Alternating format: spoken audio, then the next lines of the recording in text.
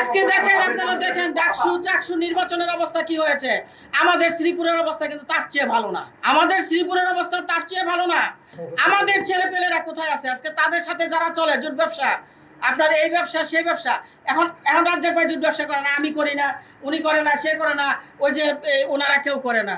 আমাদের জুট ব্যবসা না করলে তো আমরা অর্থ দিতে পারবো না। অর্থ দিতে পারি নাই দেখে কি আমাদের কমিটিতে রাখা হয় নাই? কেন রাখা হয় নাই আমাদের? কারণটা কি? সংসদ নির্বাচনের কথা তো পরে। সংসদ নির্বাচনের আগে যে ঘটনাগুলো আজকে ছাত্র দলের হয়েছে, সেই অবস্থার রেস্টটা কি শ্রীপুর পড়বে না? শ্রীপুর বিএনপিতে পড়বে না? সাংবাদিক ভাইরা, আসসালামু আলাইকুম ওয়া রাহমাতুল্লাহি ওয়া বারাকাতুহু। আমি অত্যন্ত ভারাক্রান্ত মন নিয়ে আজকে আপনাদের সামনে হাজির হয়েছি। আমি শেখ আব্দুর রাজ্জাক 1982 সন থেকে বাংলাদেশ জাতীয়তাবাদী দলের রাজনীতির সাথে সম্পর্ক। বিএনপির সহসভাপতি ছিলাম, জেলা বিএনপি। সদ্য যে কমিটিটা বিলুপ্ত হয়েছে। আজকে আমাদের অত্যন্ত পরিতাপ এবং দুঃখের বিষয় আপনাদের সাথে শেয়ার হওয়ার জন্য আপনাদেরকে আমরা আমন্ত্রণ জানাচ্ছি। এই যে এখানে যারা দেখছেন তারা সকলেই কিন্তু ত্যাগী লোক। আজকে আমরা যারা এই দলটা প্রতিষ্ঠা করেছে শ্রীপুর উপজেলায়, যেমন আমাদের সকলের সম্মানিত মুরব্বী, আমাকেও যিনি যোগদান করিয়েছেন, আমার শ্রদ্ধেয় নেতা জনাব পীরজাদা এস.এম. রুহুল আমিন সাহেব। উনি পলিটিক্স করছে, রাজনীতি করেছে সারা উপজেলার চেয়ারম্যানও নির্বাচন করেছে, কিন্তু ওনাকে আজকে পৌরসভার একজন সদস্য করেছে। এই যে এখানে আব্দুল হাই ভাই, আমাদের মীর মোহাম্মদ নুরে আব্দুল হাই, গুসিঙ্গা ইউনিয়নের সুনামধন্য কয়েকবারের চেয়ারম্যান, উনি জাগদল থেকে প্রতিষ্ঠিত রুহুল আমিন সাহেবের সাথে। উনি আজকে গুসিঙ্গাতে উপজেলা তো নাই, গুসিঙ্গার ইউনিয়ন কমিটিতেও ওনার নামটি নেয়।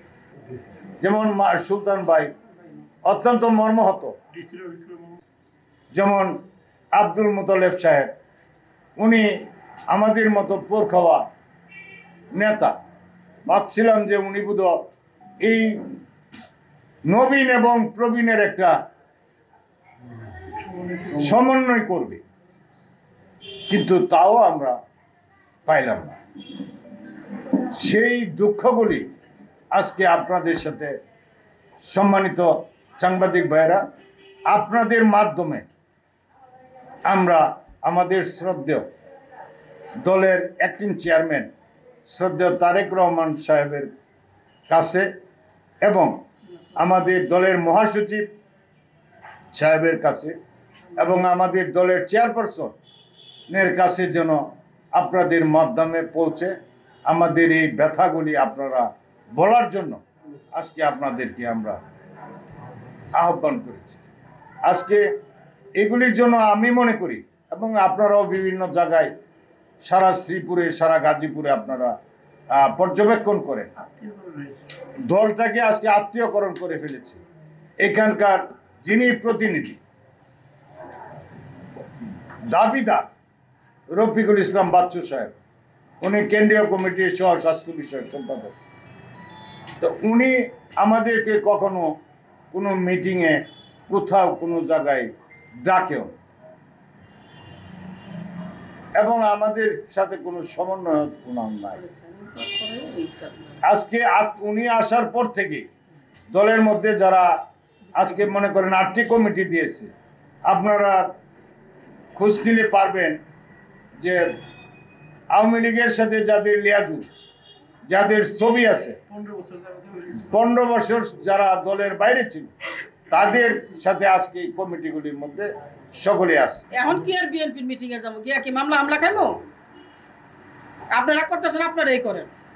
আপনারা জানেন আমার সাহেব 27টা মামলার আসামি হয়ে মারা গেছে এই দল করতে যে। উনি দুইবার ইউনিয়ন পরিষদের চেয়ারম্যান ছিলেন, রাজাবাড়ির প্রথমবার মেম্বার ছিলেন, উনি সিনিয়র সহসভাপতি ছিলেন এই শ্রীপুর উপজেলা বিএনপি। নির্যাতিত পরিবার না, আমাদের পরিবার যদি নির্যাতিত না হয় তাহলে শ্রীপুরে কারো পরিবার নির্যাতিত না।